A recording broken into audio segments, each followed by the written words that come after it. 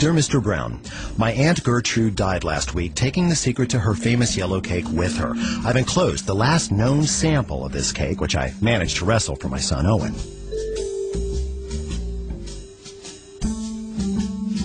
We have the ingredient list, but since she never wrote anything down, we have no idea what to do with them. We hope that you can decipher this mystery and give us back our cake. Signed, blah, blah, blah. Ghouls.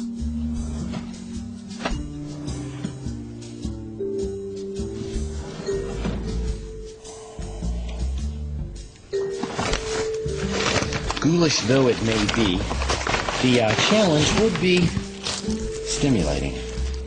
And the resulting cake might just be goodies.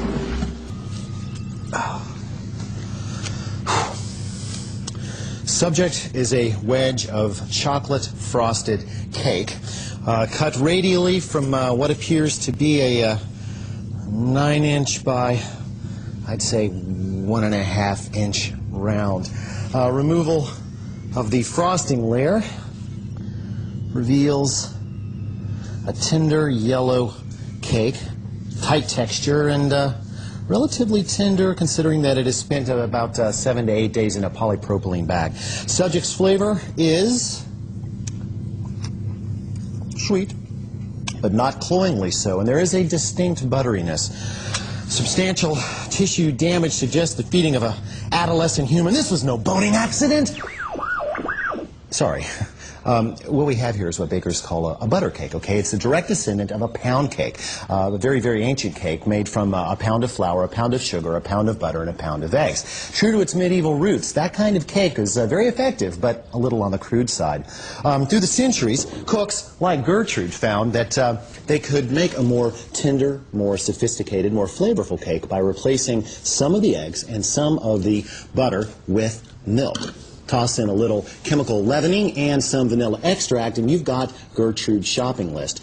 Of course, if we are to truly grasp her genius, we're going to have to understand the roles that each of these ingredients plays.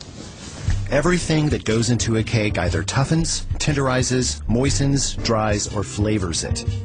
Tougheners, including flour and eggs, contain protein, starch, or both, and give a cake its structural integrity.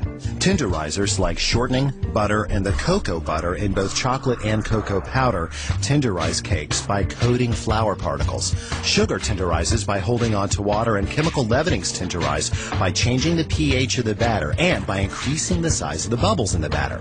Moisteners include water, milk, syrups, and eggs. Quite the multitaskers, those eggs.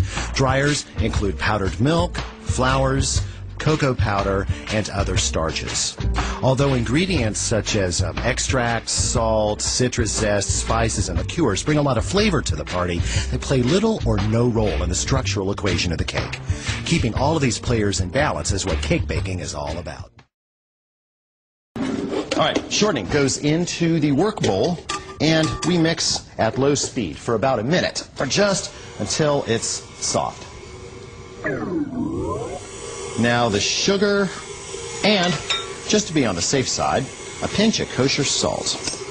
Bump the mixer up to medium and leave it alone for at least 4 minutes. This is, in my opinion, the single most important step in cake making because it is here that bubbles are born. How's that possible? Well, consider these sugar crystals. Hold out your hand. Ow! Yeah, jagged little pills, no? Imagine a few million of those perforating that shortening right now. Let's listen. Oh no! Cut that out! Stop! Oh, that hurts! Get that stuff out of me! I can't... Oh, stop! I'm jagged! As the mixer beats on, all those little holes are going to become bubbles, and those bubbles are what is going to create the texture of the cake later on.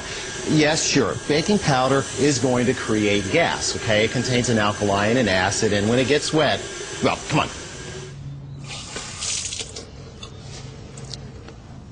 There, see? Now that's a lot of gas, and it'll create even more when it gets hot.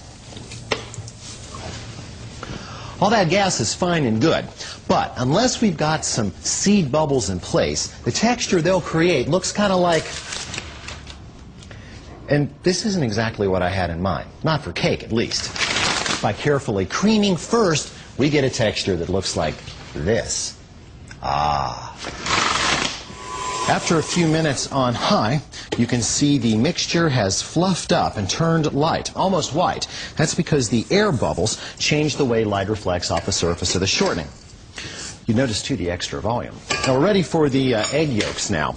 Besides contributing color and fat and protein and moisture, yolks also provide natural emulsifiers, which we need because we're about to add a lot of water-based liquid to a lot of fat, and they do not get along. Of course, egg yolks contain a good bit of water, too, so we don't want to dump them all in there at one time. We might overload the butter mixture, and then an emulsion would just never come together. So we are going to deposit our ovarian offerings very slowly. Now, at this point, we have creamed together the shortening, sugar, and salt, and we've integrated the egg yolks. So it's time to alternately add the dry and wet ingredients. And we've combined the milk with the vanilla and sifted together the flour and the baking powder. The air in between the granules is going to help work this into the batter faster. So we're going to start by slowly adding half of the dry goods. Now, by starting with the dry, we get to cover the flour particles with fat, and that is going to help to create a tender cake, because if there is fat all over the flour, then water can't get to the flour and there won't be any gluten, right? Of course, if we added this all at once, we'd create a big, dry, lumpy mess that might not smooth out later. Okay, now, half the liquid. Why half? Because if we added it all, there wouldn't be enough dry matter to soak it up, and our emulsion would be in jeopardy. There. Now, the rest of the dry. Nice and slow. You're probably going to have to scrape down the sides of the bowl every now and then, and that is okay. There. Now the final installment of the liquid. There. Hey, did you turn the oven to 350 degrees and position a rack in the top third of the box? Excellent. Now, besides the actual oven temperature, nothing affects the way heat moves into the batter more than the pan the batter cooks in. The faster you can get heat into a cake, the sooner its structure will set and the finer its texture will be. But, as anyone who's ever worn a black aluminum suit or driven a black car will tell you, dark metal absorbs heat very quickly. Bake in dark pans and the heat will move into the sides and bottom of the cake too fast, setting the edge prematurely and producing a cake like this. Shiny stainless steel is pretty, but it's a lousy conductor. All that shine reflects radiant heat and slows cooking, which allows gas bubbles to either merge or escape, producing a cake like this.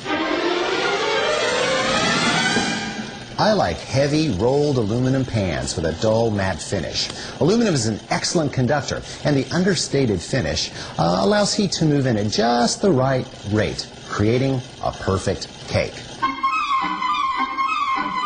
Jane, get me off this crazy thing, and then dust them with flour. You do not want to use butter for this. Why? That's right, butter contains 20% water. That water is just going to pool in the bottom of the pan, then it's going to turn to steam, and that's going to keep the bottom of the cake from browning. That's not a good thing. So, for even division, we will zero out the weight of the cake pans.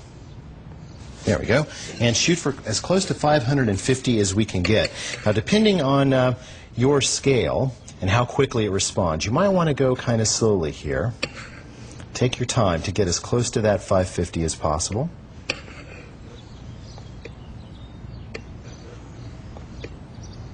There we go. Yeah, 535. That's close enough for me.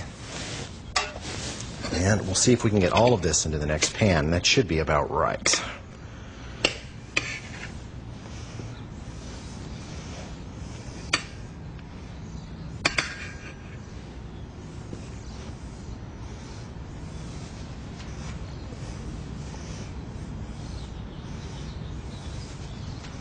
There. Looks like there's even going to be a little left over for me to eat later. Now, at this point, just give them a little bit of a jiggle.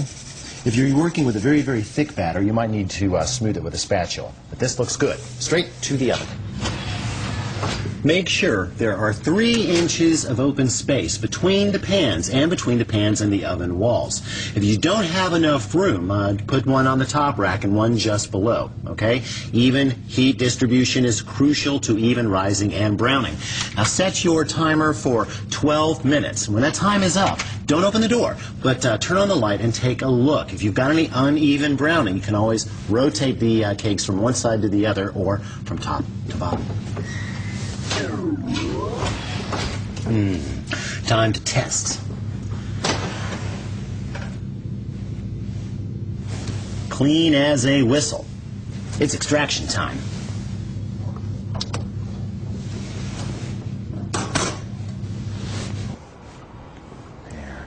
Now we need to get these turned out onto cooling racks pretty darn soon.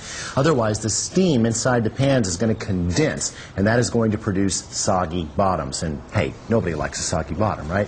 But right now the protein and starch structures of these cakes are still very fragile. So I'm going to wait about 10 to 15 minutes before I attempt depanning.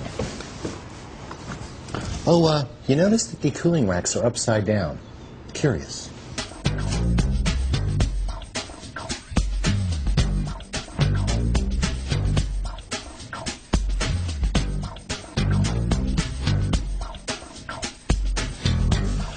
I'll let these cakes cool for about an hour and they will be ready to consume. Of course, you could frost them, even though they don't really need it. They're plenty moist. But if you do, well, heck, that's another show.